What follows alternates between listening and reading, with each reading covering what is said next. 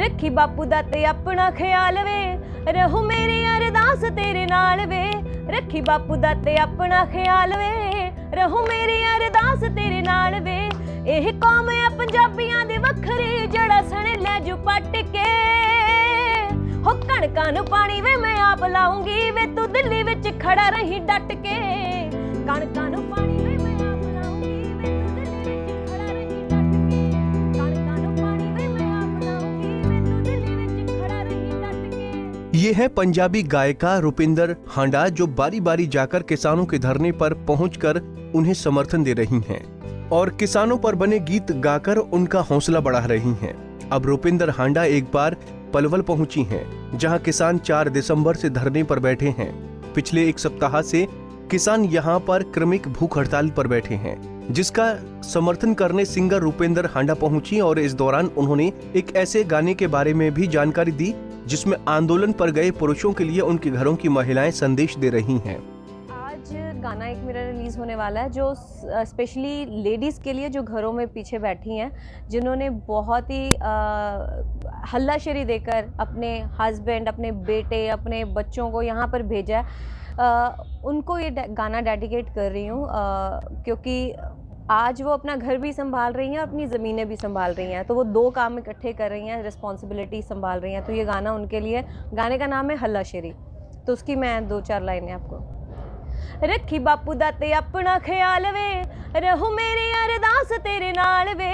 रखी बापू दा ते अपना ख्याल वे, रहू मेरी अरदास तेरे नाल वे। एह कौम है पंजाबियां दी वखरी, जड़ा सने लै जू पट के। हो कणकां नूं पानी वे मैं आप लाऊंगी, वे तू दिल्ली विच खड़ा रही डट के।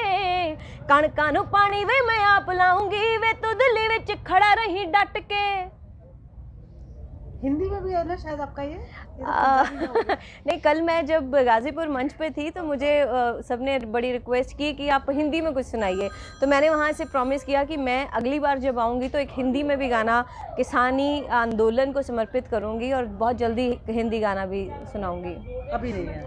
अभी तैयारी नहीं है, अभी पंजाबी, क्योंकि जिस चीज़ से आज पूरी दुनिया जानती है, नाम हुआ है, वो पंजाबी है। तो पंजाबी का ही चल रहा है। लेकिन अब जो ये यहाँ पे ना पंजाबी रह गई है, ना मराठी रह गई है, कुछ भी ऐसा नहीं है। अब तो सब भाषाएं एक है, हम एक ही भाषा बोल रहे हैं, वो किसानी है।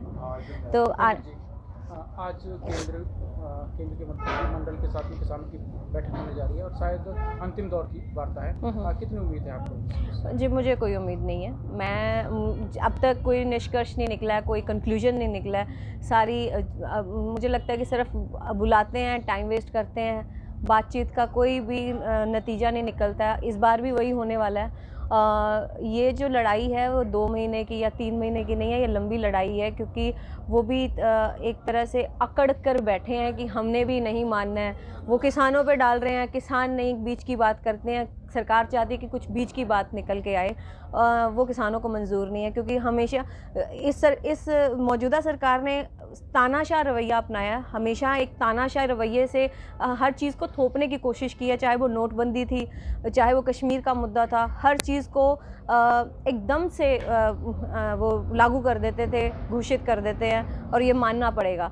तो वो मुझे लगता है कि इस बार भी यही चीज़ उनको लगता था कि जिस तरह से पिछली नीतियां उनकी माननी पड़ी लोगों को, या मान ली बड़ी खुशी खुशी, तालियां भी पीट ली, थालियां भी पीट ली, तो ये उनको लगता था कि इस बार भी हम जीत जाएंगे। लेकिन उन्होंने सपने में भी नहीं सोचा होगा कि ये एक आंदोलन, ऐसा आंदोलन बन जाएगा जो दुनिया का सबसे बड़ा आंदोलन साबित होगा।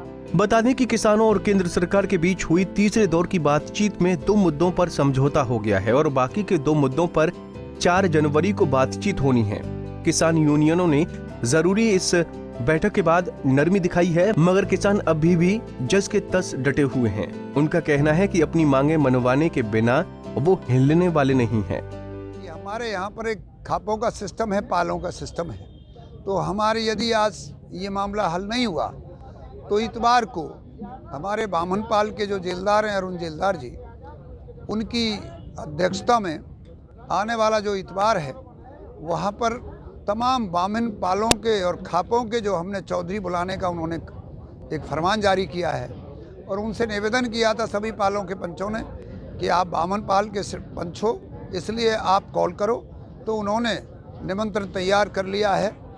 उसके बाद जब इतवार को सारे बामनपाल के मुख्य आदमी एक फैसला ले लेंगे और तब तक ये यदि नहीं आई तो आप ये सोचना कि जिस प्रकार से कभी महाराजा भरतपुर सूरजमल जी ने दिल्ली पर चढ़ाई की थी दिल्ली को जीतने के लिए, तो वहाँ से जब चले थे तो जो भी रास्ते में मिला था सब उनके साथ उनके सैनिक बन के चले थे। तो इसी प्रकार से जब यहाँ का आह्वान हुआ तो इस इलाके से भी आप मान के चलिए बामनपाल के सरदारों के नेतृत्व में ये 10,000 कम से कम सैनिक के रूप में किसान चलेंगे और दिल्ली की बॉर्डर नहीं, जहाँ भी अगर दिल्ली की परेड पे जाना पड़ा तो दिल्ली के ये हमारा जो कैनॉट पैलेस है जहाँ पर ये 26 जनवरी का शो होता है, तो किसान ट्रैक्टरों के साथ अपने आराम से शो देखेंगे और तिरंगा झंडा लगा होगा।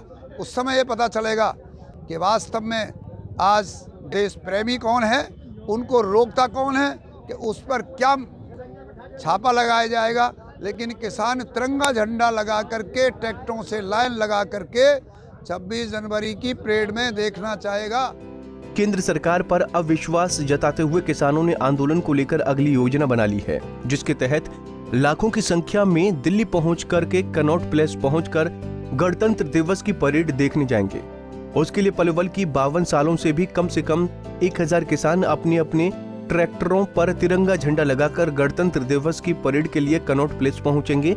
हालांकि केंद्र सरकार ने पहले से ही एक कनॉट प्लेस तथा आसपास के क्षेत्र पर ट्रैफिक पर पाबंदी लगा दी है। ऐसे में देखना होगा कि सरकार 26 जनवरी से पहले ही किसानों को मना पाती है या नहीं। पलवल से गुरुदत्त गर्ग, पंजाब केसरी टीवी।